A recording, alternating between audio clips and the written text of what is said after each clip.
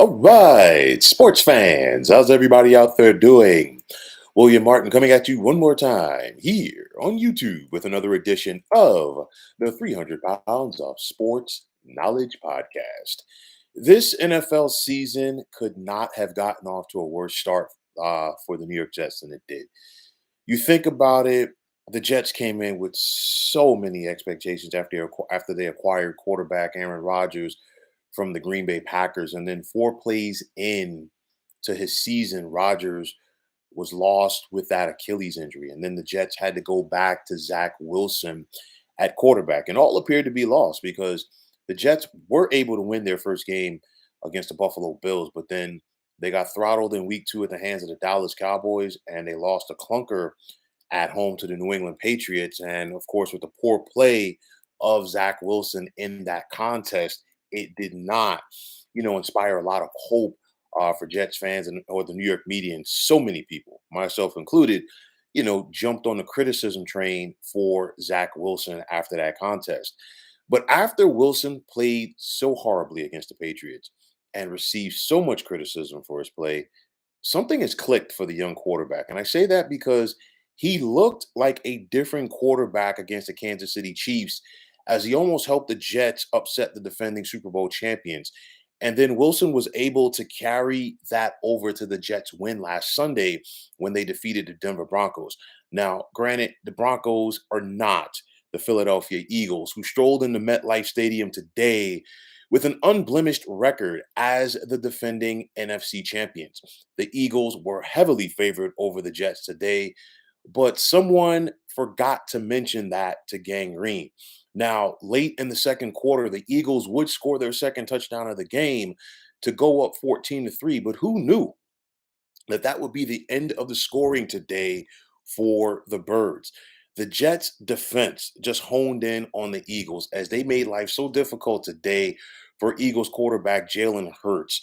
Hurts was 28 of 45 passing for 280 with a touchdown and uncharacteristically threw 3 interceptions. And as a unit, as an offense, the Eagles had 4 turnovers to 0 by the Jets.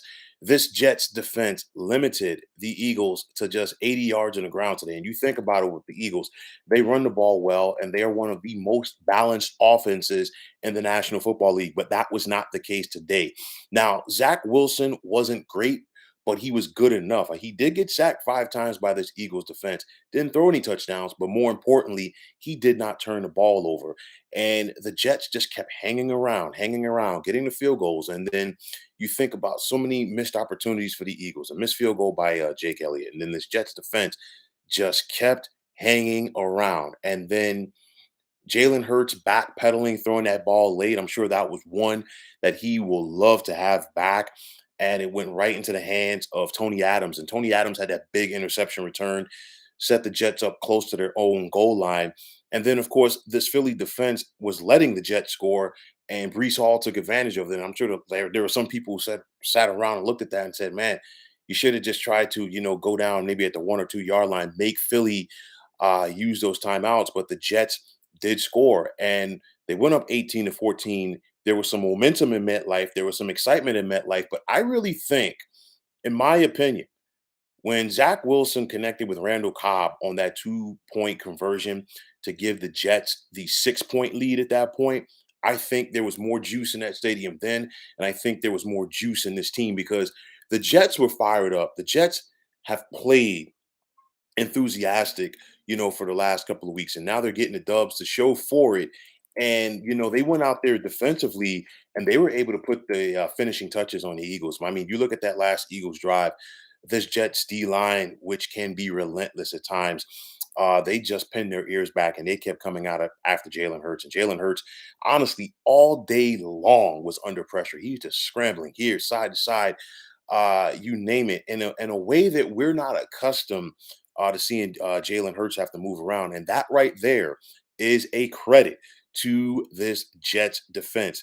Now, overall, it was not pretty, but this is how the Jets have to win now. I talked to a good friend of mine about this after Aaron Rodgers was lost to the Achilles injury. And the Jets might have to take a page out of the old Tony Dungy Tampa Bay Buccaneers. They got to play buck ball. It's not going to be pretty.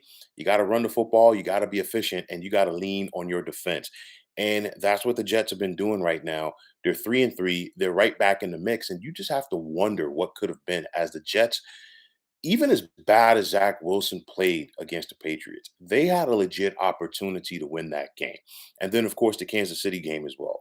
So, I'm not really big on woulda, coulda, shoulda, but still, we could sit up here and talk about a Jets team that very nearly could have been 5-1 at this point. And this is with a hard portion of their schedule. And I'll tell you like this, things are gonna supposedly open up, for the Jets schedule wise, but you really can't say that just due to the fact of look at how this Sunday has been in the National Football League. Is any given Sunday, any team could beat anybody, and I think we're finding that out again today. But the Jets have some confidence for themselves right now as they head into their bye. They're going to take on the New York Giants in a couple of weeks, and of course, the Giants have not been playing great ball themselves right now. Maybe the Jets could take advantage of that. They've still got some games coming up with the Raiders, two with the Dolphins, you name it. But I mean, at the end of the day, if you're the Jets, you definitely have to feel good about what you did today. And I'll say this team goes to bat for Robert Sala. I know that there was some, especially after the New England game, some people are like, well, you know what? Robert Sala might not last the season, or this might be Robert Sala's last year with the Jets, which I thought was foolish because the Jets basically coming into the season put all of their eggs in the Aaron Rodgers basket. And I totally get it because you see what this team looks like right now in the other phases of the game, sans the quarterback position.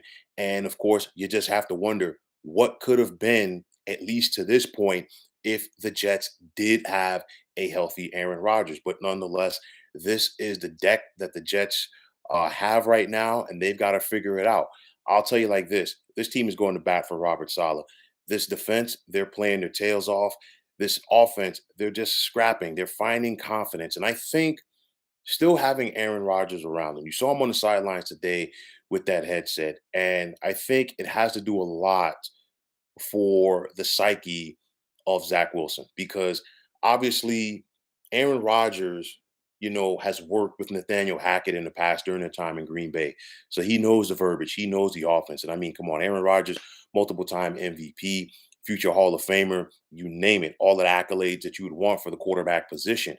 So if you're a young Zach Wilson who grew up idolizing Aaron Rodgers to begin with, when he talks, you're going to listen. And, just having him around, I think is something that the young Zach Wilson didn't have before. And I'm going to jump off script a little bit and say this.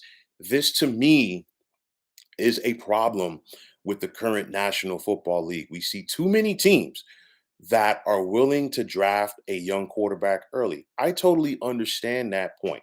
I also understand if you want to go out there and start a quarterback right away due to the rookie pay scale. You want to see what you have. Coaches don't have the longevity like they did in the past, so they need to know what they have. But you got to go out there and give that quarterback a quality veteran to lean on. And to Zach Wilson and the Jets' credit, he did have Joe Flacco, okay, a Super Bowl winning quarterback. But then also, every young quarterback is not ready right away. And of course, Zach Wilson and so many others have fallen into that category. Now, getting back to where Aaron Rodgers comes into this, like I said, Joe Flacco is not Aaron Rodgers, and that's no disrespect to Joe Flacco. But I think just having somebody of that ilk with that type of cachet that can come in and talk to you and break down the game for you, I think is helping the youngster in Zach Wilson. And again, Zach Wilson was not great today, but he was good enough. And that is the most important thing because I guarantee you there are plenty of people that will take an ugly loss over a pretty win if you're the Jets, because right now, nobody wants to be in the business of getting the moral victories. You want to go out there and get the dubs. And that's what the Jets did. Like I said, this defense, they're pinning their ears back. No Sauce Gardner as well, but you got that pass rush up front. And that's the mindset that Robert Sala brought from the 49ers, because you think about Robert Sala's defense when he was with the San Francisco 49ers and they got to the Super Bowl a couple of years ago. That defense was relentless. That defensive line was constantly coming at you. He's brought that to the Jets. Okay. And for Gangrene, they got to be feeling good about themselves overall now that they got the win and got back to 500. For the Jets, obviously, some people are going to say, can they make the playoffs? I'm not going to go that far, but I'm also not going to say no. Stranger things have happened. This team is rallying. And remember, last year, the Jets had a winning record until Mike White got hurt. Okay. And when Mike White got hurt, things just went south. Now, Zach Wilson, I think he's like you could see it. He's starting to get confidence, and this team is starting to believe in him. And that is important. Number one, for the quarterback to have the confidence, but also the team around him to believe. I'm not saying that Zach Wilson is ready to be John Elway. Don't get me wrong. Okay. But if he can continue to build game by game, the Jets do have a puncher's chance to make something out of nothing. And I say that because after the Aaron Rodgers injury, everybody thought the Jets were done. And look at this team right now. They're 3-3.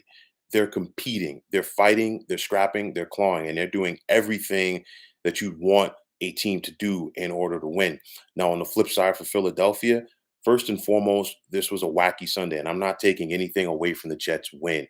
I'm not going to sit up here and say that the Eagles took the Jets lightly because I've said it before. I just haven't, talked about it on here up until this point. The Eagles have been winning games so far this year, but they haven't thrown their best fastball, so to speak, which is scary because this Eagles team, they're still arguably one of the most talented teams in the NFL for 1 to 53 on that roster. Still got plenty of talent. It's just one of those where I'm not going to say that the Eagles weren't ready to play.